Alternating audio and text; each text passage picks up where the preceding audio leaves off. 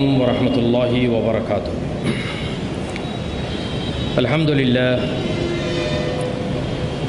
الحمدللہ الذی ہدانا لہذا وما كنا لنہتدی لولا ان ہدانا اللہ، والصلاة والسلام علی من لا نبی بعدہ۔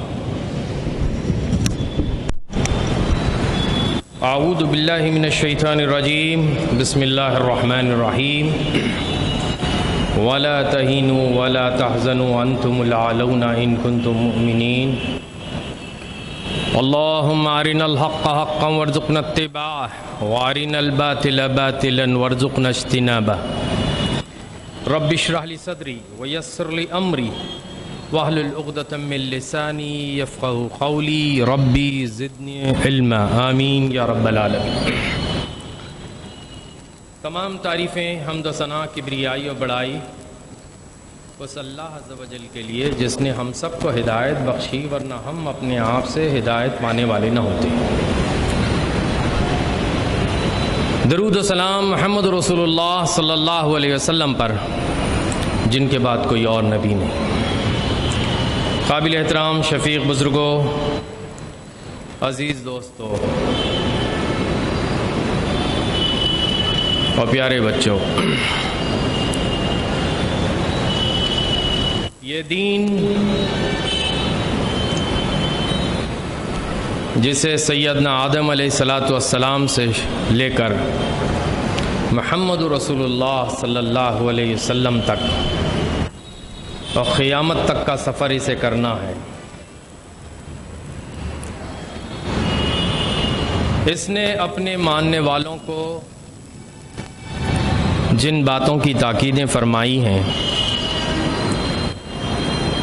اور جن ادوار سے، جن دوروں سے، جن اعراض سے، جن حالات سے، جن ٹرائلز اینڈ ٹرائبولیشن سے گزارا ہے، انسانی تاریخ کو دیکھنے سے یہ محسوس ہوتا ہے کہ آج جن حالات میں اور آپ 2017 میں محسوس کرتے ہیں کہ ہم کہاں کھڑے ہیں، مجھے لگتا ہے کہ تھوڑا سا ہم پیچھے جا کے دیکھتے ہیں کہ کیا تاریخ انسانی میں کبھی ایسے حالات آئے ہیں، اس سے ابتر حالات یا اس سے کچھ کم و بیش کمتر۔ اس دین کی خصوصیت یہ ہے کہ یہ اپنے ماننے والوں کو اندھیروں میں بھٹکنے کے لیے نہیں چھوڑتا، اور نہ ہی کسی اور جانب سے اپنے لیے ہدایت اور رہنمائی کے لیے کوئی گنجائشیں نہیں چھوڑتا، بلکہ اس دین کی عظمت کا حال یہ ہے کہ یہ ہر دور کے لیے، ہر زمانے کے لیے اور ہر سوچ اور لیول کے لوگوں کے لیے اور قیامت تک جتنی میچورٹی کے لیولز ہو سکتے ہیں ان سب کے لیے یہی دین ہے جسے اللہ نے مکمل اور کامل کیا ہے۔ جب اس تیاری کے لیے میں اپنے ذہن پر کچھ باتیں سوچ رہا تھا اور پچھلی باتوں کی طرف، تو مجھے ایسا محسوس ہوا کہ کبھی ایسا کوئی بھیانک دور امت پہ گزرا ہے۔ ایک تو ہے محمد رسول اللہ سے لے کر آج تک 1400 سالوں میں، اس پہ بھی انشاءاللہ کچھ گفتگو کریں گے، لیکن میں تھوڑا اور پیچھے جانا چاہتا ہوں، جہاں قرآن مجید کے حوالے سے پچھلی قوموں کے واقعات جو قرآن مجید میں کم و بیش 1/3 آف دا قرآن ہے۔ 1/3 قرآن کا حصہ تو وہ ہے جسے آپ توحید، رسالت، آخرت سب ملا کر مجموعی اعتبار سے ثلثہ القرآن کہا ہے نبی کریم صلی اللہ علیہ وسلم نے۔ It is almost equal to 1/3 of the Quran. Second 1/3 ہے احکامات، ڈوز اینڈ ڈونٹس، کیا کرنا اور کن سے بچنا، اور تھرڈ 1/3 ہے قصص، واقعات، نصیحت بھرے، عبرت بھرے، مورل کو لیے ہوئے وہ واقعات جو پچھلی امتوں کے سچے اور حقیقی واقعات، اور ان کا بیان اللہ عز و جل میں قرآن میں اتنا ہی کیا جتنا کہ اس نے ضروری سمجھا، نہ اس سے کم نہ اس سے زیادہ۔ میں آپ کو صرف ایک چھوٹا سا واقعہ، بلکہ میں یہ کہوں تو اگرچہ واقعہ چھوٹا ہے لیکن ایک بہت بڑی امت ہے جو اس سے اب بھی وابستہ ہے، موسیٰ علیہ السلام کے اس دور میں لیے جانا چاہتا ہوں۔ ذرا غور کیجئے کہ وہ لوگ جو مدین سے ہجرت کر کے یعقوب علیہ السلام کی اولاد، جن میں یوسف علیہ السلام بھی شامل، بچے تھے اور مصر کو جانا پڑا، سوکھے کنویں میں بھائیوں کی حسد اور جلن کی بنا پر ڈالے گئے، اور وہاں سے ان کو ان مسافروں نے لے جا کر مصر کے بازار میں عزیز مصر کو بیچا، اور عزیز مصر کے گھر میں پروان چڑھتے ہوئے جب وہ اس پوزیشن کو آ گئے کہ وہاں ان کے پاس اقتدار اور اختیار تھا، اور پھر اس کے بعد وہ قحط کا زمانہ، اور اس کے بیچ بے شمار واقعات ہیں جو قرآن مجید نے اس سورہ یوسف کو بہترین قصوں میں سے قصہ کہا ہے۔ پوری کی پوری یعقوب علیہ السلام کے 12 بیٹوں کی نسلیں وہ منتقل ہو گئی مصر کو، اور وہ وہاں اس وقت تک رہے جب تک کہ موسیٰ علیہ السلام کا ظہور نہیں ہو گیا۔ آپ ذرا غور کیجئے، میں سمجھتا ہوں کہ انسانی تاریخ میں اس سے بھیانک دور شاید ہی کسی نے دیکھا ہو کہ سرکاری محکمے کے لوگ گھروں میں گھس گھس کے بچوں کو ٹٹولتے ہوں اور ماؤں کی گودوں سے بیٹوں کو نکال کے ذبح کرتے ہوں اور بیٹیوں کو رہنے دیتے ہوں۔ کبھی ایسا سنا ہے آپ نے کہیں اور، کسی اور خطے میں، کسی اور جگہ پہ، کہیں اور واقعات میں؟ اور یہ سچا واقعہ ہے جسے اللہ عز و جل نے قرآن میں کوٹ کیا ہے۔ اور کمال تو یہ کہ یہ ہے دشمن کی چالیں۔ کسی نے نہ جانے بنی اسرائیل کی روایات ہیں، چونکہ ہماری تفاسیر میں بھرمار کے طور پہ استعمال ہو رہی ہیں روایات، وہ یہ کہتی ہیں کہ کسی نے کہہ دیا تھا فرعون سے کہ تیری سلطنت کو نقصان پہنچانے والا جو ہوگا وہ بنی اسرائیلی ہوگا، اور وہ پیدا ہو چکا ہے، تو بس اس نے اپنی ان باتوں کو سچ کر دکھانے کہ کوئی میرا مد مقابل نہ کھڑا ہو جائے۔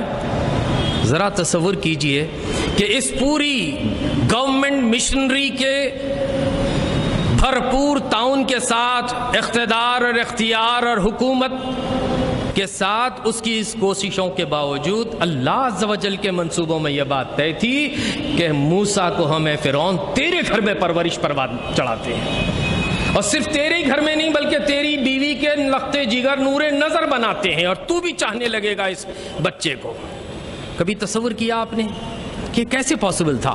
اماں کا جی کیا کر رہا ہوگا، کلیجہ منہ کو آ رہا ہوگا کہ پتہ نہیں کہاں فوجی گھر میں گھس کے آئیں اور بچے کو پائیں تو لے جا کر ذبح کر دیں۔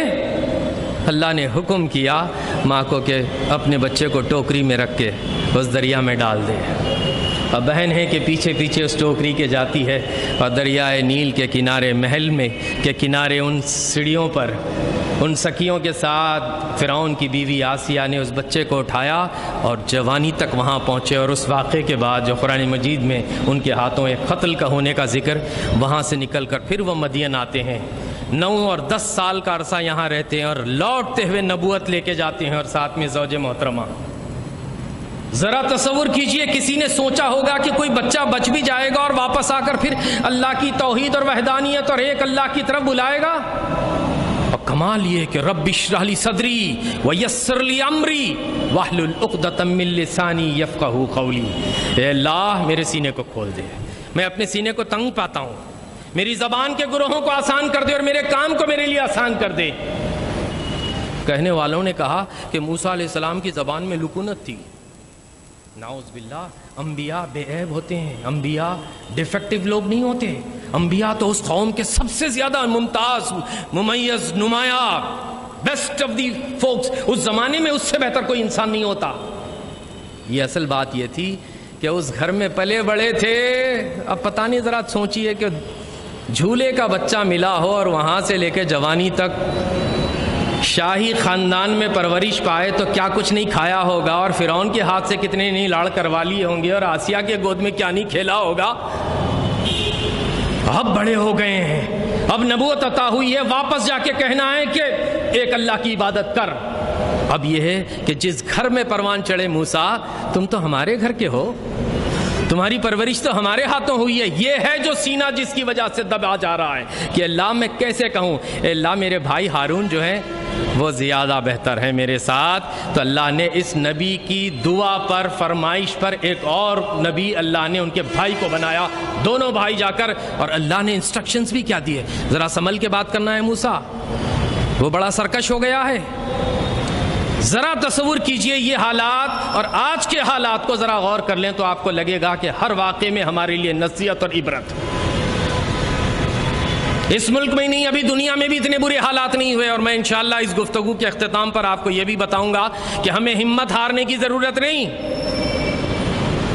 اور نہ ہی ملک بدر کرنے کی ضرورت ہے ہمیں جس طرح کے کچھ لوگ گھبرا رہے ہیں. ہم تو وہ ہیں جس کے وجود سے زمین کو نعمتیں، فضیلتیں، برکتیں عطا ہوتی ہیں. کبھی آپ، یہ تو وہ واقعہ تھا جو اللہ کے نبی صلی اللہ علیہ وسلم سے کم و بیش 2-2.5 ہزار سال پہلے کا ہے، 1,500 سال پہلے کا. اور جب نبی کریم صلی اللہ علیہ وسلم کی بعثت مکے میں ہوئی ہے تب کیا حالات تھے؟ ذرا تصور کیجئے، وہ ابتدائی دور کے ایمان لانے والے جس میں عمار اور ان کے والد یاسر اور ان کی ماں سمیہ، ایک گھر کے تینوں لوگ، اور بچھڑے لوگ ہیں، یہ فائنینشل بچھڑے لوگ ہیں. یہ وہ لوگ ہیں جن کے پاس وہ معاش نہیں ہے جو عتبہ اور عتیبہ اور خالد بن ولید اور امیہ بن خلف اور عتبہ بن ربیعہ کے پاس ہو. ایسا کچھ ان کے پاس نہیں ہے. نہ ہی یہ عمر بن خطاب کی طرح مسٹر مکہ ہیں. غریب لوگ ہیں، تینوں آزمائش کی بھٹی میں پیسے جا رہے ہیں. نبی کریم صلی اللہ علیہ وسلم کا گزر اس بستی سے، اس گلی سے ہوا. آپ نے دیکھا کہ بیٹے یاسر کو، عمار کو، دونوں ہاتھ اور دونوں پاؤں اپوزٹ ڈائریکشن میں رسیوں سے باندھے گئے. ماں سمیہ کے ساتھ زیادتی ہو رہی ہے، اور بوڑھے باپ یاسر کو پانی کے ڈرم میں غوطے دلائے جا رہے ہیں. ذرا تصور کیجئے کہ اللہ کے نبی دروازے پہ کھڑے ہیں اس منظر کو دیکھتے ہوئے. اللہ کے نبی کے لیے کیا آسان نہیں ہوگا. اور آج کے زمانے میں یہ جو ہم ترقی پسند دور میں رہتے ہوئے، ترقیوں کے چاہنے والے ہوتے ہوئے، سوشل میڈیا کے دور میں ہوتے ہوئے، اب بھی ہمارے بہت سے بچے تو بچے بزرگوں کو بھی ہیری پوٹر بہت پسند آتا ہے.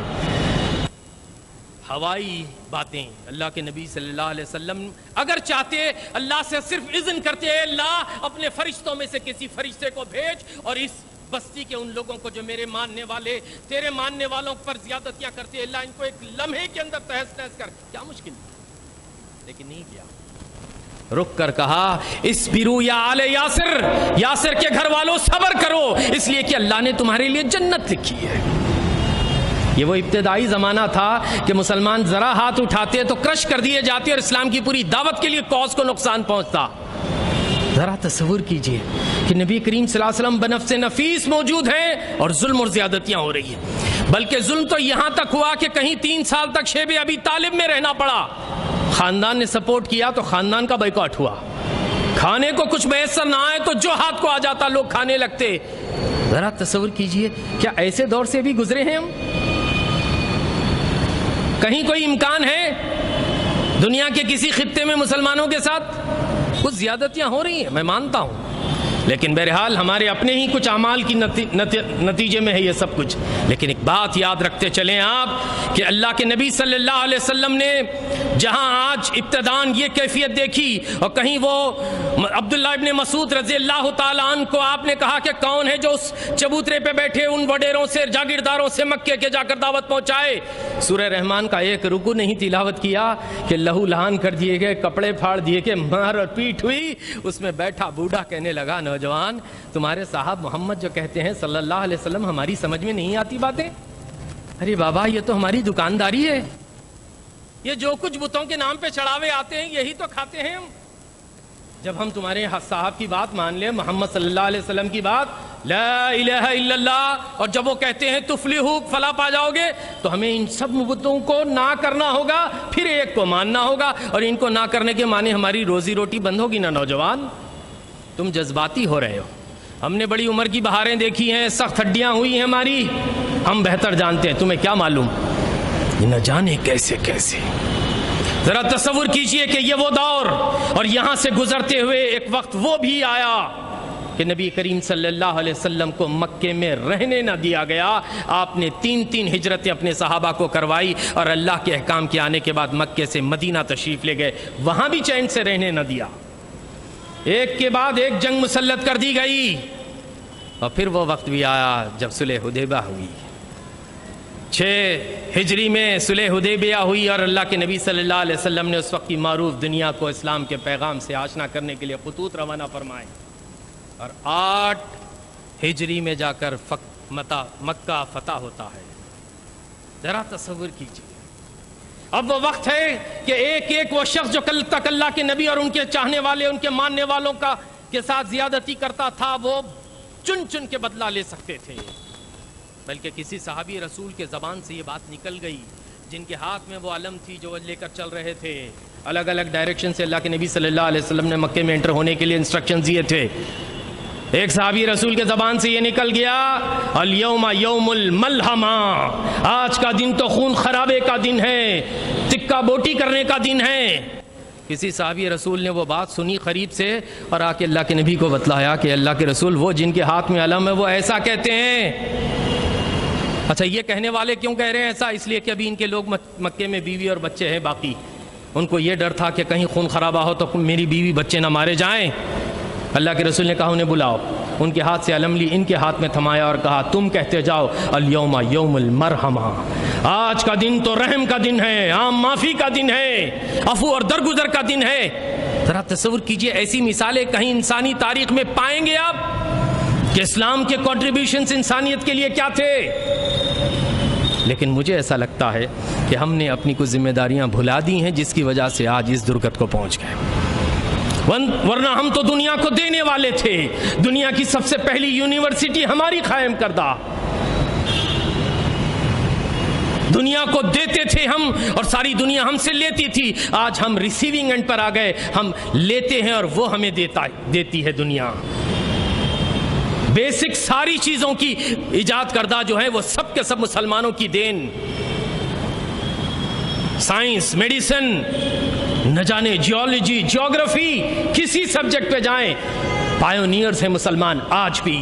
یہ اور بات ہے کہ کچھ ایکسپٹ کرتے ہو یا کوئی نہ کرے، لیکن پھر بھی تاریخ میں ان باتوں کو رقم کیا گیا ہے. میں یہ عرض کرنا چاہتا ہوں کہ یہ جو حالات آج اس ملک میں ہوئے ہیں، اب یہ تو اللہ کے نبی صلی اللہ علیہ وسلم کی زندگی، حیات طیبہ. پھر یہ بھی ذرا غور کرتے چلیں آپ کہ نبی کریم صلی اللہ علیہ وسلم کو مکے کے فتح ہونے کے بعد سے لے کر آج تک 1430 سال 1430 ایئرز گزر چکے ہیں.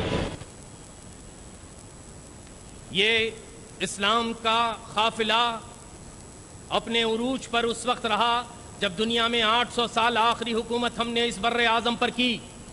The great Indian sub continent جسے کہتے ہیں ہم، جس میں انڈیا، پاکستان، بنگلہ دیش، بھوٹان، نیپال، سری لنکا، سب کچھ شامل تھا. 800 سال تک مسلمانوں کی حکمرانی رہی ہے اس خطے میں، لیکن کہیں مسلمانوں نے زیادتی نہیں کی. آپ 800 سال کی تاریخ میں ایک فساد نہیں بتا سکیں گے تاریخ کے اوراق میں کہیں. یہاں 70 سال کی حکومت میں 70,000 سے زیادہ فسادات. وارے میرا بھارت مہان، اس کے سوچھ ہونے سے پہلے نہ جانے کیا کیا گندگی کچرا اس ملک میں بھرا پڑا ہے. اب مجھے آپ سے جو کہنا ہے وہ یہ ہے کہ حالیہ تاریخ میں ہم دوسری جنگ عظیم کے وقت یہ دیکھتے ہیں کہ اٹالی میں اسی طرح کی ایک شخصیت ابھری تھی جو ایبسولوٹ میجورٹی نہ صحیح لیکن لیڈنگ پارٹی تھی جس کا ہیڈ میسولینی تھا. اور اس نے جب حکومت اپنی بنائی تو اس کے بعد اس نے نہ جانے جو کچھ نتنے کارنامے کیے تھے. اور فیشزم جسے ہم صہیونیت کہتے ہیں، اس کا ایک نیا رنگ دنیا نے دیکھا ہے کہ انہوں نے اپنی اپوزیشن کے لیڈروں کو ختم کروائے.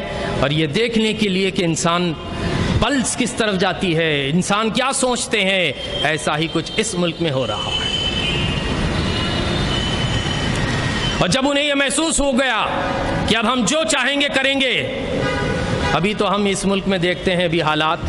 یہ جو موجودہ حکومت ہے یہ 29-30-35% سے آئی ہوئی مختلف ریاستوں میں ہے اور توڑ جوڑ سے موجودہ دور میں 3 ریاستیں زیادتی کی بنیاد پہ بنی، جبکہ وہ لیڈنگ پارٹی نہیں تھی، نمبر 2 پہ تھی. اس کے باوجود انہوں نے حکومت بنائی ہے. دنیا دیکھ رہی ہے، اس ملک میں سرمایہ لانے والی کمپنیاں بھی دیکھ رہی ہیں. دنیا اس بات کو دیکھ رہی ہے کہ یہ سونے کی چڑیا کیا واقعی سونے کی چڑیا بننے جا رہی ہے یا قتل و غارت گری کا بازار گرم کرنے کا ایک نیا سلسلہ انہوں نے شروع کر رکھا ہے. دنیا دیکھ رہی ہے پھٹی آنکھوں سے.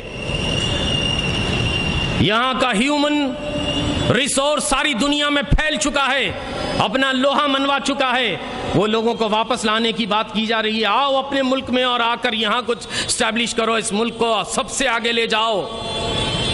نوٹ بندی کے بعد سے جی ڈی پی 2.5% نیچے گیا ہے۔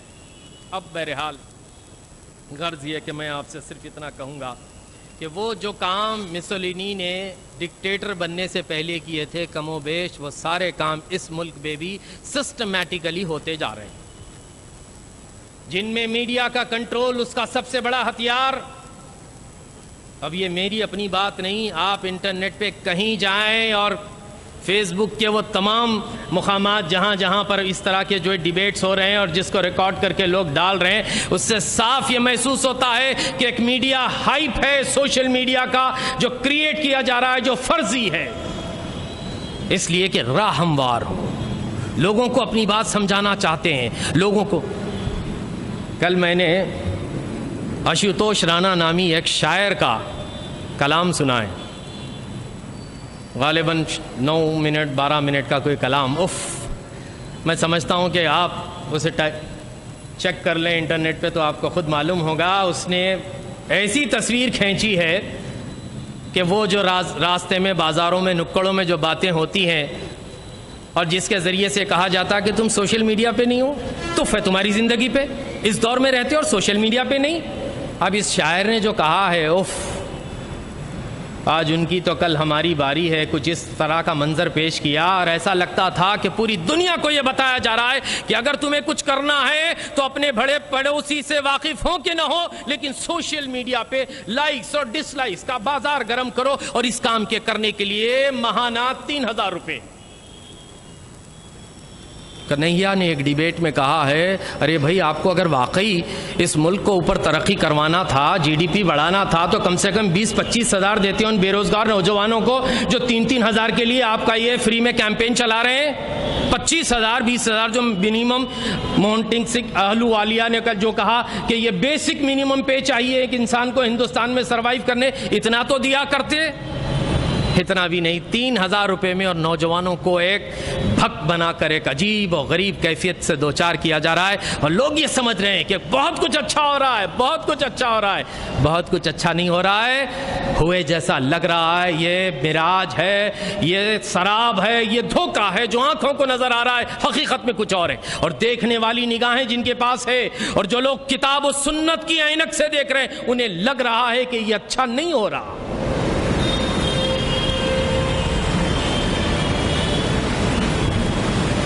ذرا تصور کیجئے، میں نے 800 سال کا حوالہ دیا، 800 سالوں میں کسی اخلاق جیسا واقعہ بتلائیں گے مسلمانوں کی سلطنت میں کہ محلے کے لوگوں نے مندر میں اعلان کر کے مسلمان کے گھر پر حملہ نہیں کیا، بلکہ اس کی فریج میں سے گوشت نکلوایا، اور حیدرآباد کی آرا لیبز میں جب وہ گوشت ٹیسٹ ہوتا ہے تو وہ بیف نہیں تھا، مٹن تھا۔ اس کے باوجود میڈیا اسے یوں دبا کے پیش کرتا ہے، وارے میرا بھارت۔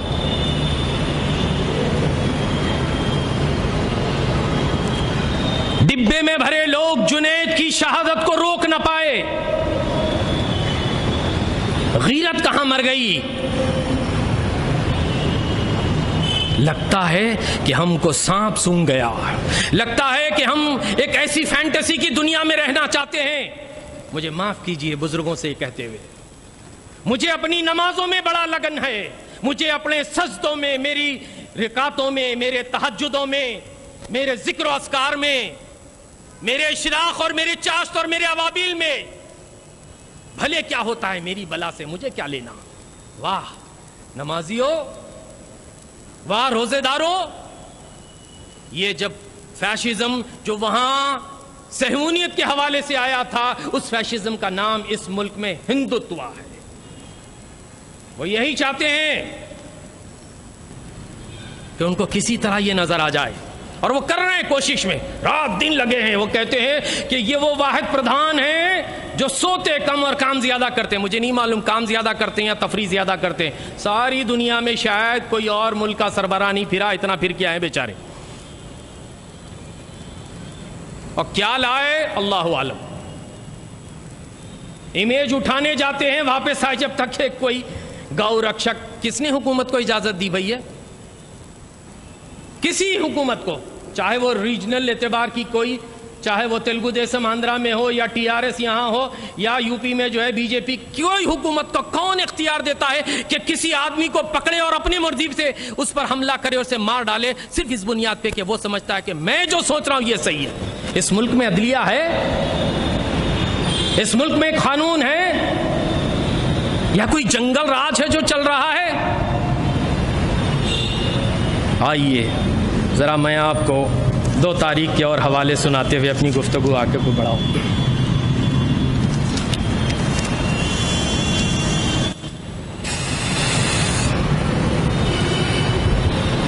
سبرامنیم سوامی جی کہتے ہیں کہ اس ملک میں مسلمانوں کو نمبر 2 کی شہریت دینی چاہیے۔ ان کا سٹیٹس جو ہوگا، اور وہ بار بار کہتے ہیں، وہ بہت بھڑلے سے کہتے ہیں، واحد آدمی ہے ہندوستان میں جو جب جنتا پارٹی پوری ہندوستان میں ختم ہوگی تو اکیلے بیچارے رہ گئے تھے اور اکیلے 1 مین شو ہے، اب تو بہرحال بی جے پی کا حصہ ہیں۔ وہ کہتے ہیں کہ مسلمانوں کو نمبر 2 شہری اور ان کو ووٹ ڈالنے کا اختیار دینا نہیں چاہیے۔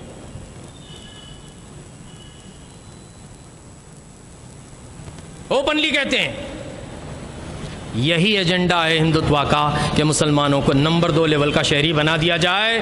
ان کو نماز کی اجازت ہوگی، اذان کی اجازت ہوگی، رمضان کے روزے تو رکھ سکیں گے، حج کی سبسڈی اب ہے، جیسے گیس سلنڈر کی ختم ہوگی وہ بھی ختم ہو جائے گی آگے جا کر، اگر کرنا ہو تو کر لیں، نو پرابلم۔ نہ مسلونی کو پرابلم تھا، نہ یہاں پرابلم ہوگا، آرام سے کرتے رہیے جو کچھ کرنا ہو، لیکن کلچر کو ہمارے اپنانا ہوگا۔ تمہارا کلچر اپنے گھروں میں لے آ کے پرسنل پرائیویٹ افیئر بنا کے رکھ لینا ہوگا۔ کہیں ہم سے یہ کہا جاتا ہے، میں تعجب کرتا ہوں جب ان باتوں کو غور کرنے یا اس کی طرف پڑھنے کی میں نے کوشش کی۔ بابر کے بارے میں ہندوستان میں سب سے زیادہ گالی بنی ہے، نارتھ انڈیا میں تو بابر، بہرحال مسلمانوں کو بابر کی اولاد کہتے ہیں۔ بابر نامہ آج بھی اویلیبل ہے، جبکہ ان کی آفیشیل لینگویج فارسی تھی، اردو میں ٹرانسلیٹ ہوا ہے۔ اس میں اس نے خصوصیت کے ساتھ یہاں کے لوگوں کی سینٹیمنٹس کا خیال کرتے ہوئے گائے کی ہتیا یا گائے کو نہ کاٹا جائے یہ مینشن کیا ہے، لیکن ساتھ میں اس نے ایک بڑا مزے کا جملہ یہ بھی کہا ہے کہ عجیب قوم ہے یہ، اناج کو اناج سے کھاتی ہے۔ روٹی کو دال سے کھائیں گے تو اناج اناجی سے ہوگا نا۔ بیچاروں کو جو ہے وہ افغان سے آئے لوگ تھے اور ایرانی اوریجن کے لوگ تھے، وہ تو یقیناً ہر نوالے کے ساتھ گوشت کھایا کرتے ہوں گے، اس لیے کہ قدرت نے 2 سیٹ آف ٹیتھ دیے ہیں منہ میں، گوشت کھانے کے دانت بھی دیے نکیلے اور فلیٹ بھی دیے گھاس پھوس ترکاری پالک بھاجی پھلی کھانے کے، دونوں سیٹ اللہ نے دیے ہیں، تو اسی کا استعمال کر رہی ہے انسانیت اور کچھ غلط نہیں کر رہی۔ ذرا غور کیجئے کہ جس دور میں جس لیول پر مجھے اور آپ کو لے جایا جا رہا ہے، ایسا محسوس ہوتا ہے کہ ان قریب میں ایک حوالہ تاریخ کا اور دینا چاہوں گا،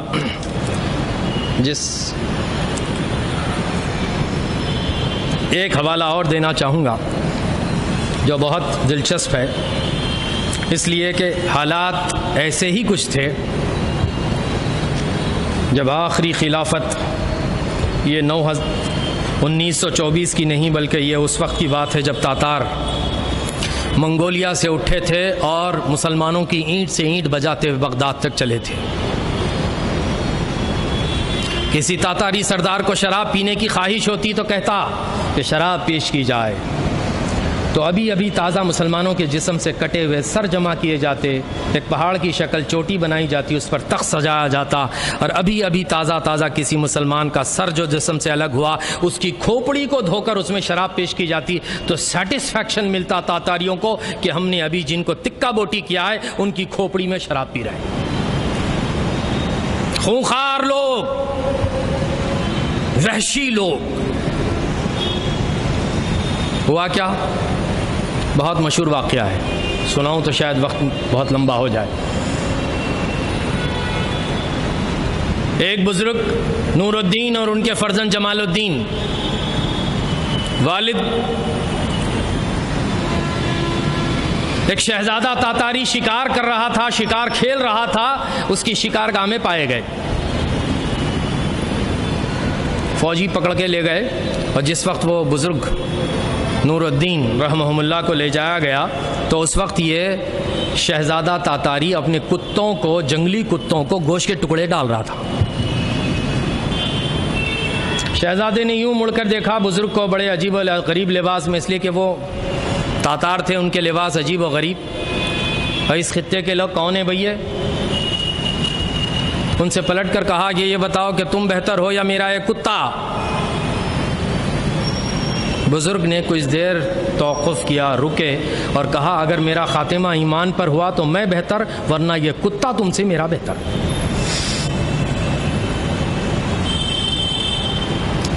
شہزادے نے یہ بات سن لی، شکار ختم ہوا، رات کو گیا، اب نیند نہیں آتی. اپنے سپاہیوں سے کہا کہ وہ جو بزرگ کو تم پکڑ کے لائے تھے ان کو پھر لے آؤ، مجھے اس سے بات کرنی ہے. ایک پورا طویل واقعہ ہے. وہ بزرگ پہنچتے ہیں، اس کی فرمائش پر بلائے جانے پر پوری باتیں سناتے ہیں اسلام کی. دل اطمینان کرتا ہے اور کہتا ہے کہ ابھی تو میں شہزادہ ہوں، میرے کھیلنے کودنے کی عمر ہے، میرے ہاتھ میں کوئی اختیار نہیں، جب کرسی پہ بیٹھوں تو آ کے ملنا ہوں، یہ نشانی لے جاؤ. والد کا انتقال ہو گیا، بیٹوں کو انہوں نے وصیت کی، اور بیٹے جب یہ شہزادہ وہاں بادشاہ بن کے بیٹھا تو اس بزرگ کے بیٹے جمال الدین، یہ جمال الدین افغانی نہیں بلکہ نور الدین کے بیٹے ہیں جمال الدین، وہ ان کے پاس پہنچنا چاہتے تو فوجیوں نے انہیں روکا. تو کئی مرتبہ ٹرائی کرنے پر، محل میں داخل نہ ہونے دینے پر، انہوں نے کوشش یہ کی کہ صبح فجر کی اذان کے وقت انہوں نے فصیل کے کنارے کھڑے ہو کر اذان دی تھی. آواز جب اندر محل میں پہنچی تو شہزادے نے کہا کون ہے جس نے میری نیند میں خلل کیا، بلاؤ اسے. یہ گئے اور اپنی والد کی وہ ساری بات انہوں نے سنائی. اس نے کہا یہ بات بالکل مجھے یاد آ گئی اچھی طرح سے، ذرا ایک کام کرتا ہوں میں کہ میرے وزیر کو بھی بلا لیتا ہوں، آپ یہ بات ان کے سامنے بھی دہرا دیں. وزیر کو بلا کے بتلایا گیا تو انہوں نے کہا کہ بادشاہ سلامت، بات تو یہ ہے سچی کہ جیسے آپ کے دل میں یہ بات اور خیال تھا کہ اسلامی سب سے اچھا اور سچا مذہب ہے، یہ میرے بھی دل میں تھا، لیکن اس بات سے ڈرتا تھا کہ کہیں آپ ناراض نہ ہو جائیں. اچھا پھر کیا کرنا چاہیے؟ تو بولے ذرا ہم اپنی کیبنٹ کو بلا لیتے ہیں. اور کیبنٹ کو بلایا گیا، ان کے سامنے رکھا گیا تو انہوں نے کہا یہ بات تو ہمارے دلوں میں بھی تھی. تو ہوا یہ کہ یہ تاریخ انسانیت کا واحد واقعہ ہے جہاں پارلیمنٹ میں، ایوان میں سب لوگ بیک وقت لا الہ الا اللہ محمد رسول اللہ کہہ کے اسلام میں داخل ہوئے. ہے یورش تاتار کے افسانے سے، ہے ایاں یورش تاتار کے افسانے سے، پاسباں مل گئے کعبے کو صنم خانے سے. وہ جو کل تک کعبے کو مٹانے اور مسلمانوں اور اسلام کو مٹانے چلے تھے، اللہ نے ان کے ہاتھ علم تھما دی اور وہ علم بردار بن گئے ساری دنیا میں اسلام کے پروان چڑھانے والے. یہی تاتاریوں کی نسل ہے جو اس تاتار ترکان تیمور جسے کہتے ہیں، ایک دھڑا ان کا فیملی کا لائنیج ادھر آیا ہے، اور ایک دا گریٹ اوٹومین امپائر جس نے وہاں یورپ میں حکومت کی ہے. 800 سال تک پوری مسلمانوں کی دنیا میں 3 بر اعظموں پر. انسانی تاریخ اس کو بھلا نہیں سکتی. جس طرح تاتار کے زمانے میں، تاتار کی اس وحشیانہ حرکتوں کے فوراً بعد وہ اسلام میں آئے، اب کہنے والے مفکرین نے کہا کہ اس ملک میں بھی انشاءاللہ کچھ ایسا ہی ہونا ہے. یہ جس کیفیت کی طرف جا رہا ہے ملک،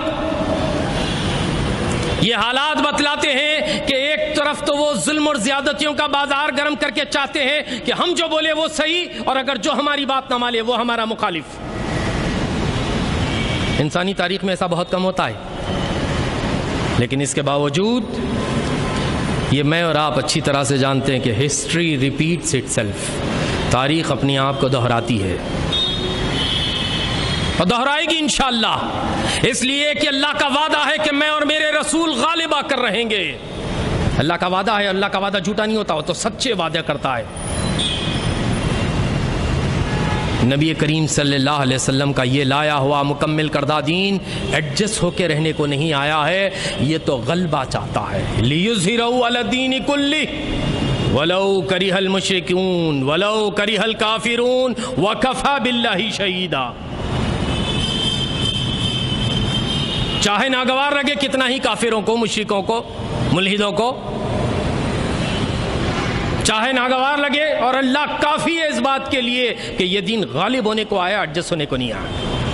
اب آخری جو بات مجھے اور آپ سے کرنی ہے وہ یہ ہے کہ یہ بتائیے کہ یہ حالات میں مجھے آپ کو کرنا کیا ہے؟ کیا کریں گے ہم کر کیا سکتے ہیں؟ مجھے معاف کیجیے، پودینے کے ہار لے کے ولیمے میں نوجوان جاتے، مجھے نہیں معلوم ادھر نئے شہر میں کم ہوتا ہوگا چونکہ میرا تعلق ندی کے اس پار سے، پودینے کے ہار پہ 2-2.5 گھنٹے شباب اچھل اچھل کے مرفا بجاتے ہیں، اور ٹولی چوکی میں مرفے کے ساتھ مچھر کی بیٹ بھی ہوتی ہے، اس میں مصروف ہے نوجوان نسل، ہائی اینڈ کے سیل فون پکڑے ہیں 50-50 ہزار کے، اور 3-3 4-4 5-5 گھنٹے یورپ اور امریکہ کی تفصیلی آئی ہے انالیسس میں کہ سونے سے کہیں زیادہ کا وقت نوجوان نسل کسی نہ کسی اسکرین کے ساتھ لگی ہے۔ کہاں جا رہی ہے انسانیت؟ ترقیوں کا یہی طریقہ ہوتا ہے؟ انسانیت بچ سکے گی؟ سب سے پہلے تو آنکھیں خراب ہوں گی، اب ملٹیپل پرابلم، سب سے پہلے سائیکیٹرک پرابلم ہوگا، جو چاہا تھا وہ نہیں ہوا تو سوسائیڈل ٹینڈنسیز، اب ہنسنا چاہتے ہیں ہنسی نہیں آ رہی، بہت دن ہو گیا، گولیاں مل رہی ہیں، گولی کھاؤ اور ہنسو، رونا نہیں آتا میتوں پر جا کر تو کیا کرو، گولیاں آ گئی ہیں، پلز، ٹیک پلز اینڈ کرائی، رونا چاہتے ہو رو نہیں پاتے، گولی کھاؤ اور رو، جولی موڈ میں رہنا چاہتے ہو گولی کھاؤ اور خوش موڈ میں رہو، یہ سب میڈیکل سائنس کی ترقیاں ہیں۔ مجھے اور آپ کو بحیثیت امت مسلمہ کیا کرنا ہے؟ کوفت کرتے رہنا، کڑتے رہنا؟ اب مجھے ابھی حال میں نے ونود دعا کا ایک کلپ سنا ہے، بڑا عجیب، مجھے اچھا یاد ہے، ہم بہت چھوٹے بچے تھے جب پہلی مرتبہ ٹیلی ویژن آیا تو وہ پروگرامز میں دوردرشن کی آیا کرتا تھا، بیچارہ اس وقت سے لے کر اب تک بڑا تہذیب یافتہ، بڑا تمدن والا نظر آتا ہے اور بڑے حق پرستی کی باتیں کرتا ہے وہ۔ اس نے کہا کہ جس وقت سومناتھ کی مندر پر اٹیک ہو رہا تھا، کرنے والے جو تھے وہ آپ کو معلوم ہے بادشاہ تھے، اٹ واز آل پولیٹیکل، وہ جب حملہ ہونے کو چلا تھا تو یہاں مندر کے جو پجاری تھے وہ لوگ جاپ میں لگے تھے، موتیوں والی مالائیں لے کے جاپ رہے تھے، آج کے زمانے میں امت مسلمہ کو سمجھایا جائے تو وہ ذکر میں لگے تھے، ان کے اپنے بھگوانوں کے ذکر میں، تسبیحاں لے کے پھرا رہے تھے کہ دشمن کو نیست کر دے، نابود کر دے، فلاں کر دے، فلاں کر دے، اور فوجیں قریب آئی اور اس کے بعد انہوں نے جو کچھ کیا لوٹ لاٹ کے لے گئے، ایک نہیں کئی بار لے گئے۔ جن قوموں میں ہمت ہوتی ہے وہ اس طرح کے جاپ اس وقت پر جب دشمن سرانے کھڑا ہو نہیں کرتی۔ یہاں مجھے وہ واقعہ بھی ونود دعا کا تو یہ حالیہ بات ہے، معتصم باللہ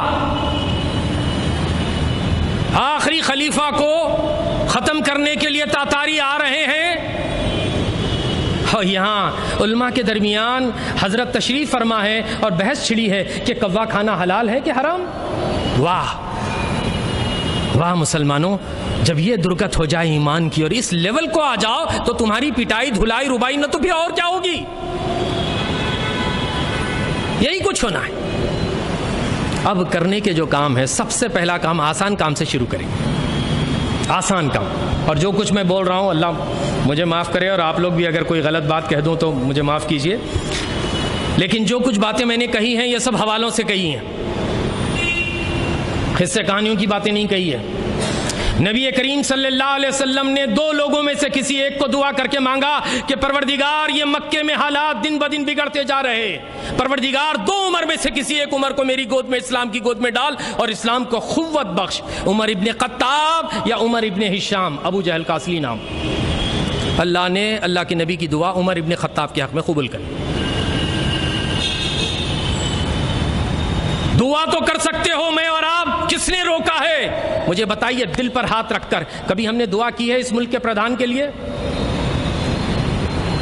پروین توگڑیا کے لیے دعا کرتے ہیں، اشوک سنگل اور وشوا ہندو پریشد کے لیے دعا کرتے ہیں، ہم اڈوانی کے لیے دعا کرتے ہیں، ہم اللہ ان کو اسلام کی گود میں ڈال، اللہ تیرے 2 انگلیوں کے درمیان ہے دل، اللہ انسانیت کے، تو چاہے تو یوں پھیر دے تو ہدایت کو پا جائے، یوں پھیر دے تو گمراہی، اللہ ان کو اسلام کی گود میں ڈال دے۔ مانگا ہم نے، واہ، سب سے آسان کام جو ہے وہ یہ ہے، یہ حدیث کے حوالے سے کہ نبی کریم صلی اللہ علیہ وسلم نے مانگی ہے ان کے لیے دعائیں، اور خالد بن ولید کے اس قول کو اپنے ذہنوں میں نقش کر لیجئے کہ خالد ہلاک ہو گیا ہوتا اگر اللہ کے نبی میرے دروازے 70 دفعہ نہ آتے۔ کبھی اسلام کی دعوت پہنچائی آپ نے؟ میں تو اپنے اشراق سے، چاش سے، نمازوں سے، روزوں سے، عزیزیہ کے خطبوں سے بڑا خوش ہوں، مجھے تو اپنی مسجد چاہیے. اور کچھ لوگوں نے تو کہا کہ فلاں مسجد کو جاؤ تو نماز قبول, ورنہ کسی اور مسجد میں ہماری نماز قبول نہیں. اتنی کمزور نماز والے بیچارے آج کے زمانے میں. اللہ کا شکر ہے کہ ہماری نمازیں وہ کسی مسجد میں جاؤ تو ہو جاتی ہیں. ساری زمین کو اللہ نے مسجد بنا دی, جہاں سجدہ کرو ہماری نمازیں قبول ہو جائیں گی انشاءاللہ. یہ مخصوص نام لگا لگا کر کہ یہ مسجد کو آؤ تو نماز قبول اور وہ مسجد کو جاؤ تو نماز نہیں, یہ دھڑا بندیاں نہیں, بلکہ امت میں انتشار کے طریقے ہیں, مسلکی جھگڑے ہیں جس کو منہ پہ مار دیا جائے گا. ان بنیادوں پر اللہ جنت اور دوزخ کے فیصلے انشاءاللہ نہیں کرے گا. دعا نمبر 1. نمبر 2, اچھا اس سے پہلے, دعا سے پہلے, جن حالات سے ہم گزر رہے ہیں ہمیں چاہیے کہ ہم گھبرائیں, ہیبت کھا جائیں, پریشان ہو. بچے سیٹ ہو گئے امریکہ میں, کینیڈا میں, تو ہم بھی یہاں سے مائیگریٹ کر جائیں, اس ملک کو چھوڑ دیں؟ پتہ نہیں ابھی اتنا کچھ ہے اور آگے جا کر کیا ہوگا. یہ کریں. حوصلہ مند, ہمت والے جوان مرد اور پامرد جو لوگ ہوتے ہیں, اور امت مسلمہ کے لوگ اس طرح کی کم ہمتی کا ثبوت نہیں دیتے. بلکہ میں تو یہ کہوں گا کہ میرے اور آپ کے آبا اجداد نے فیصلہ کیا تھا, سوچا سمجھا فیصلہ 47 سے پہلے کہ ہم اسی ملک میں رہیں گے, ہم نہیں جائیں گے, اسی ملک میں رہیں گے اور مریں گے بھی تو یہیں دفن ہوں گے. 2 گز زمین لیں گے یہاں پر بھی, ہم کہیں جانے والے نہیں, اور مقابلہ کریں گے ہم. اور اس آنے والے دنوں میں اللہ بتلائے گا کہ میرے عرب کو آئی ٹھنڈی ہوا جہاں سے, میرا وطن وہی ہے, میرا وطن وہی ہے. میرے قافلہ نبی کریم صلی اللہ علیہ وسلم نے جو ارشاد فرمایا کہ یہاں سے آ رہی ہند اور سندھ سے مجھے ٹھنڈی ہوائیں, یقیناً اسلام کی نشاط ثانیہ یہیں سے ہوگی. لوگ آئیں گے دور جوق در جوق. تھوڑے سے انتظار کی ضرورت اور تھوڑی کوششوں کی ضرورت ہے. آئیے, تو پہلے نہ پینک کریں, نہ گھبرائیں, نہ ہمت ہاریں اور نہ غم کریں. ہم ہی غالب رہیں گے بشرطے کہ ہم مومن. اگرچہ ساری دنیا میں, اچھا کمال کی بات ہے کہ اگر آپ اس ملک کو چھوڑ کے جاتے ہیں, فار لاجیکل ڈسکشن اگر آپ لیتے ہیں, جائیں گے کہاں؟ جس ملک کو جائیں گے وہاں یہ حالات کر دیے گئے پہلے سے. اب برٹین محفوظ نہیں, وہ ملکہ الزبتھ کا ملک جس کے بارے میں کہا جاتا کہ سورج ہی غروب نہیں ہوتا جس ملکہ کی سلطنت میں, اب رہ گیا ہے بیچارہ اتنا سا. آئرلینڈ فن لینڈ نکلنے کے بعد بچ گیا کتا. چپس اینڈ فش پہ جینے والا ملک, کتنی بڑی حکومت ان کی, کہاں رہ گئے؟ اب شاہی رائل گھرانہ بھی بزنس میں انویسٹ کر رہا ہے تاکہ اپنے آنے والے خراب دنوں کے لیے کچھ فائدہ ہو تو بزنس سے ہماری زندگیاں گزرے. امریکہ میں تو موصوف آ کے بیٹھے ہیں, وہ تو بہرحال بہت اچھے ہیں, ہل ہل کے جھل جھل کے, یعنی ان کو دیکھنے سے جو ہے کارٹون یاد آ جاتا ہے, مکی ماؤس اینڈ ڈونالڈ ڈک. ذرا تصور کیجئے, پوری قوم پریشان ہے. کہاں جاؤ گے؟ یہی وہ ممالک تھے جہاں جانا چاہتی تھی انسانیت خوشی خوشی. یہ اور بات ہے کہ اسی کے کنارے پہ کینیڈا بیٹھا ہے, اس نے کہا ہم نے دروازے کھول دیے, آؤ مسلمانوں. تو یہ ان لوگوں کے لیے نہیں ہے جو حیدرآباد سے جانا چاہتے ہیں, یہ ان لوگوں کے لیے جو وہاں محسوس کرتے ہیں کہ تنگ ہو گئی ہے زمین امریکہ میں, تو وہ کینیڈا کو جائیں اس لیے کہ بھائی کار جا سکتے ہیں, ان کو فلائٹ کی بھی ضرورت تھی. تو نہ پینک کریں, نہ گھبرائیں, نہ ملک چھوڑنے کی باتیں سوچیں. اس ملک میں رہنے اور جینے کے کیا طریقے ہیں؟ نمبر 1, دعا کریں ان تمام لوگوں کے حق میں جو آج زہر اگل رہے ہیں. اور میں تو کہوں گا کہ ان گو رکشکوں کے بھی حق میں دعا کریں کہ پروردگار انہیں سمجھائے, اے اللہ انہیں اس بات کی ہدایت دے کہ انسان کی جان زیادہ قیمتی اور قدر کی چیز ہے نہ کہ جانور کی. جانور کی خاطر انسان کو مار دے, اس درجے گر گیا انسان. اور کیا ہو رہا ہے؟ وہ بھائی بلبیر سے اکثر میری گفتگو ہوتی تھی, جو سابقہ بلبیر تھے, ابھی عامر بھائی ہو گئے. وہ کہتے ہیں کہ جب بابری مسجد کے توڑنے میں ہتھوڑے میں نے مارے تھے, اس روز سے لے کے کلمہ پڑھنے تک مجھے چین کی نیند نہیں آئی تھی. جن لوگوں نے اہتمام کر کے بابری مسجد کے اینٹوں پہ پیشاب کیے تھے یو پی میں, وہ سب بیماریوں میں 2-4 اور مرے ہیں سب. قدرت کی نظام جب یہ محسوس ہو جائے کہ یہ امت اس قابل نہیں کہ اللہ کے دین کی حفاظت کرے, تو وہ پھر ابابیلوں سے کام لے گا. وہ اپنے کعبے کی خود حفاظت جانتا ہے. لیکن کسی شاعر کے بقول اب ابابیل کا لشکر نہیں آنے والا، اب کعبے کی حفاظت تمہیں خود کرنی ہے، اس لیے کہ جب کعبے کی حفاظت پرندوں سے اس لیے کروائی گئی تھی کہ ابھی اللہ کے رسول کی بعثت ہوئی نہیں تھی، مسلمان تھے ہی نہیں تھے وہاں، سب کے سب وہ لوگ تھے جو بت پرست تھے، اور وہاں اللہ نے کعبے کی حفاظت کروائی۔ تو دوسرا کام جو مجھے اور آپ کو کرنا ہے، نہ گھبرانا ہے، نہ غم زدہ ہونا ہے، نہ پریشان ہو کے کہیں اور جانے کی سوچنا ہے، بلکہ اسی ملک میں رہنے کی ہمت جٹانا ہے۔ نمبر 1 کام ان کے حق میں دعا کرے۔ نمبر دوسرا کام ان تمام اخبارات میں جو خاص کر میں نوجوانوں سے کہوں گا اور بڑے بزرگوں سے بھی جن کے پاس فارغ اوقات ہیں، وہ اپنے احتجاج کو درج کروائیں لیٹسٹ ٹو دی ایڈیٹر میں۔ انسانیت تڑپ رہی ہے۔ مجھے تعجب ہوتا ہے کہ کسی موضوع پہ کسی اخبار کو اٹھا کے پڑھیں آپ تو لگتا ہے کہ غیر مسلم ہمارے برادران وطن وہ ہیں جو اٹھ کھڑے ہوتے اور انسانیت کی بات کرتے، اور مسلمانوں کا حال یہ کہ ان کو اپنی اشراق، چاشت، ابابیل، نفل، سنت، فرض، جنگی حالات ہو تو 4 رکعت کی نماز 1 رکعت ہو جاتی ہے، سفر ہو تو آدھی نماز ہو جاتی ہے۔ کب کیا کام کرنا چاہیے اس کی امپورٹنس ہی آتا ہے۔ تو دوسری بات جو ہمیں کرنا ہے وہ یہ کہ لکھیں اخباروں میں، میگزینز میں، جہاں ہو سکتے۔ اتنا ہی نہیں بلکہ ہم کو ایکٹیولی پارٹیسپیٹ کرنا چاہیے سوشل میڈیا پر۔ اب ایک عجیب بات ہے کہ آپ ڈیبیٹس میں، ابھی میں عبداللہ طارق صاحب کا ایک وہ سن رہا تھا کلپ، اور انہوں نے کہا کہ آپ حصہ لو تب بھی اور حصہ نہ لو تب بھی، ہر 2 صورتوں میں ان کی ریٹنگ بڑھ رہی ہے۔ آپ حصہ لیں گے تو آپ کو کچھ سوالات ایسا کر کے کنفیوز کریں گے اور بولیں گے دیکھو ہمارے آدمی نے، سموت پاترا نے بڑی اچھی بات کہی جی، واہ۔ آپ کو معلوم سموت پاترا کون ہے؟ ذرا تصور کیجئے، 3 سال تک یہ آدمی کہیں نظر نہیں آتا تھا، ایک کہیں سے آیا اور اتنا غیر معمولی قابل نظر آتا ہے۔ یہ ہے جنہوں نے تیار کروایا ہے۔ وہ چاہتے ہیں کہ اپنی قوم کو ریپریزنٹ کرنے کے لیے، زہر کو پھیلانے کے لیے، کسی بات کو حکومت کی غلط نہیں کہتا، اگرچہ کہ وہ سراسر غلط، بلکہ کوئی بچہ بولے کہ انکل آپ یہ صحیح نہیں بول رہے تو بولے نہیں بیٹا ایسا نہیں، تم بی جے پی کے اینک پہنو تم کو بھی صحیح لگے گا۔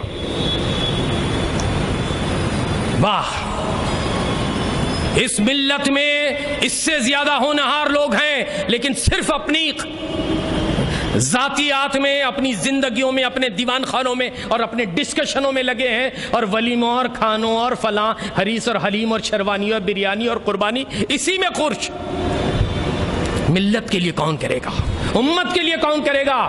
ایک جسد واحد کی طرح یہ امت، جسم کے کسی ایک حصے کو کاٹا چبھے تو پورے جسم پر تپش آ جائے، بخار آ جائے، کہیں ایسا ہوتا ہے؟ بے چین ہوتے ہیں ہم۔ تو تیسرا جو کام ہمیں کرنا ہے وہ ہے پارٹیسپیشن ان سوشل میڈیا، اور صرف میڈیا میں حصہ ہی لینا نہیں بلکہ اویئرنیس لانا۔ چونکہ میں نے کچھ نوجوانوں کے ایسے گروپس اینڈ چیٹ رومز دیکھے ہیں، وہاں اچھی باتیں کم اور فضولیات زیادہ، ایک دوسرے پہ گندی زبان، نہ جانے کیا کیا، ایسا لگتا کہ یہ پڑھے لکھے نوجوان ہیں، یہ انٹرنیٹ پہ ایسی گالیاں ایک دوسرے کو دے لیتے۔ تو ایسا محسوس ہوا کہ وہ جو کسی زمانے میں ہم نے بچپن میں سنے تھے، پہلی مرتبہ جب کوئی رکشہ والا، اس زمانے کی بات کر رہا ہوں جب آٹو بھی کم تھے ہمارے بچپن میں، رکشے والا اگر کوئی دیہات سے آتا اور لمباڑا اگر ہوتا اور اس کو کوئی کرایہ نہ دے کے بھاگ جاتے، اس زمانے میں بہت کامن تھا، اس لیے کہ بیچارہ سنبھلنے میں 2-4 مہینے لگ جاتے تھے اسے شہر آ کے، تو وہ جو گالیاں دیتا تھا تو ایسا لگتا تھا کہ اس نے گالیاں پوری تشریح کے ساتھ دی، اس لیے کہ پوچھ لیتا ہوگا، یقیناً عام طور پہ ہوتا ہے، لوگ جب کبھی کوئی زبان سیکھتے ہیں تو پہلے گالیاں سیکھتے ہیں۔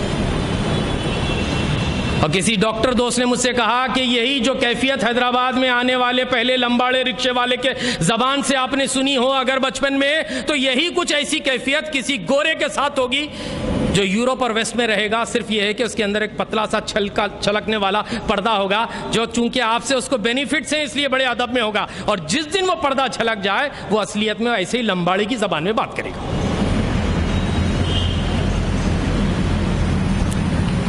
مجھے اور آپ کو، اس امت کو اور اس انسانیت کو ایک پیغام دینا ہے، اور اسلام کے ہوتے ہوئے اگر یہ کام میں اور آپ نہ کریں تو پھر کون کرے گا؟ اور اللہ تعالیٰ کے تو وعدے ہیں، تم اور میں اگر یہ کام انجام نہ دیں گے تو اللہ ہمیں ہٹائے گا اور ہماری جگہ دوسروں کو لے آئے گا، اور ان کے اندر وہ صفات اور کوالٹیز نہیں ہوں گی جو ہم میں ہیں۔ اٹھائے گا اللہ کسی کو. اللہ اس قوم کی حالت کو اس وقت تک نہیں بدلتا جب تک نہ ہو خیال ان کو اپنے خود کے بدلنے کا. تو میں آخری اپنی گفتگو کے حصے میں یہ کہتا ہوا چلوں آپ سے کہ قرآن لے کر اٹھو اور زمانے پر چھا جاؤ. یہ سید مودودی علیہ رحمہ کا ڈائلاگ تھا. آج انسانیت یہ ایسے دور میں آ گئی ہے جہاں کم سے کم نوجوان آنکھوں میں آنکھیں ڈال کے اپنے مذہب اور دین کے متعلق باتیں لوگوں سے کر سکتا ہے. ایک زمانہ تو وہ تھا، مجھے یاد ہے اپنے والد مرحوم اللہ مغفرت فرمائے، وہ کہتے تھے کہ جب سائیکل پہ عثمانیہ یونیورسٹی جانے کا وقت ہوتا اور شروانی وہاں کا ڈریس کوڈ ہوتا، رومی ٹوپی ہوتی اور پیچھے سٹینڈ کو لگا کے سائیکل پہ وہ رومی ٹوپی لے کے جا رہے ہوتے تو شریر بچے اس بڑی چوڑی کے راستے سے گزرتے ہوئے ٹوپی کو نیچے گرا دیتے اور اس کے بعد فٹ بال کی طرح اس ٹوپی کو کھیلتے. اس وقت کے دور کے لوگوں نے یہ سوچا کہ یہ رومی ٹوپی اور شروانی چھوڑیں گے، ہم لوہا منوائیں گے، مقابلہ کریں گے تم سے. گریجویشن، پوسٹ گریجویشن اور ڈاکٹریٹ کی اور زندگیوں کا لوہا معاشرے میں منوایا اور پوری زندگی سوٹ اور بوٹ اور ٹائی کے ساتھ رہے.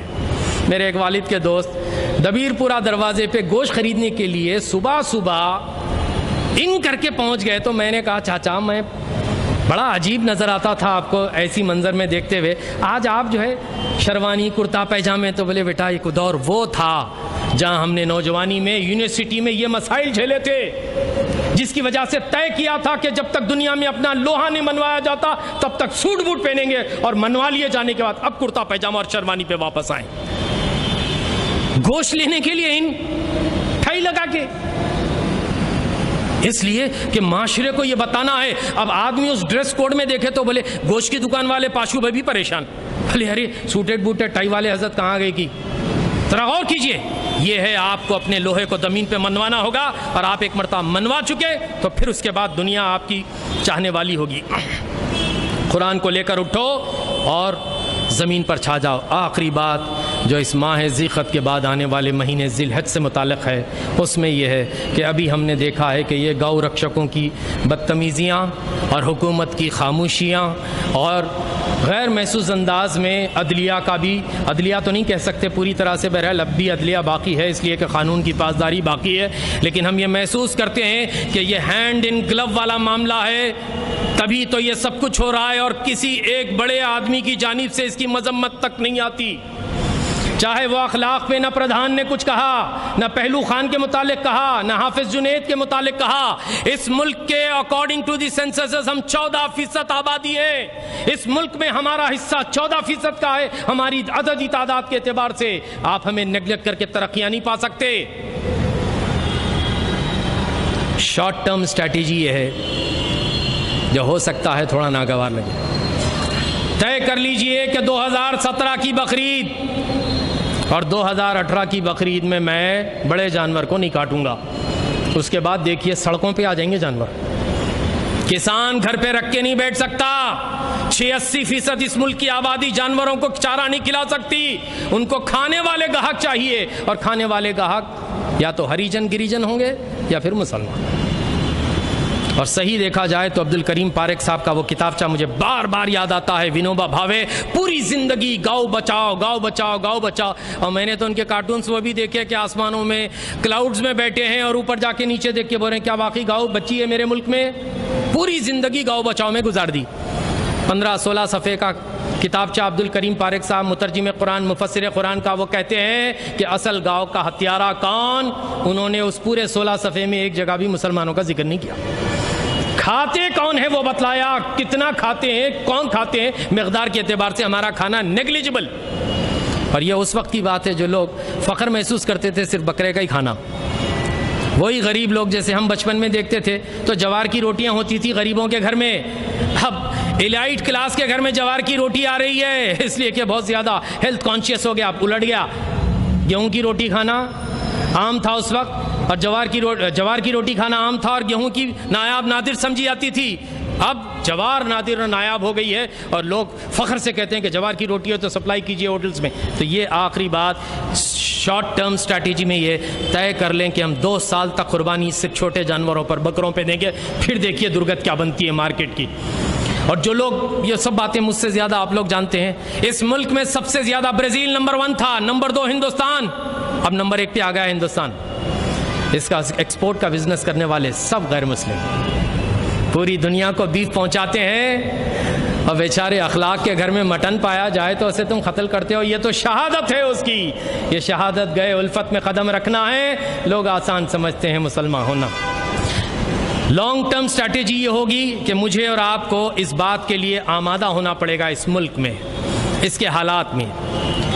ابھی میں اور آپ ایڈجسٹمنٹ کی کیفیت میں ہیں، اور عجیب بات یہ ہے کہ جب کبھی کوئی کام ہم کہیں کرتے ہیں تو کسی ڈپارٹمنٹ میں مسلمانوں کا ریپرزنٹیشن نظر ہی نہیں آتا، کسی ڈپارٹمنٹ میں۔ فوج میں کم سے کم نارتھ انڈیا کے لوگ تو جاتے ہیں کہ گھرانے کے 10 8 لوگ فوجوں میں بھرتی ہیں، ہمارے پاس پولیس میں بھرتی نہیں ہوتے۔ کیا سوچ کے؟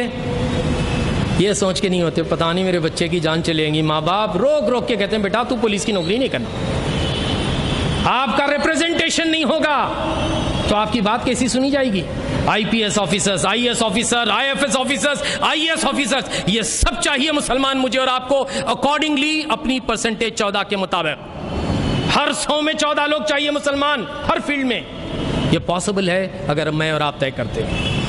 اپنے ذہین بچوں کو، جیسے ایک مرتبہ ڈاکٹر سار صاحب نے کہا تھا کہ آپ نے مال کی زکوٰۃ تو نکالی ہے، اولاد کی زکوٰۃ نکالی ہے، میں کہوں گا کہ اپنی ذہین اولاد کو آپ ان سروسز کے لیے سلیکٹ کر کے کہیے کہ اس بچے کو میں حافظ بھی بناؤں گا اور ساتھ ساتھ I A S, I P S, I A S بناؤں گا، آئی ایف ایس بناؤں گا۔ عہد کریں تو آنے والے 15 سالوں میں فرق پڑے گا۔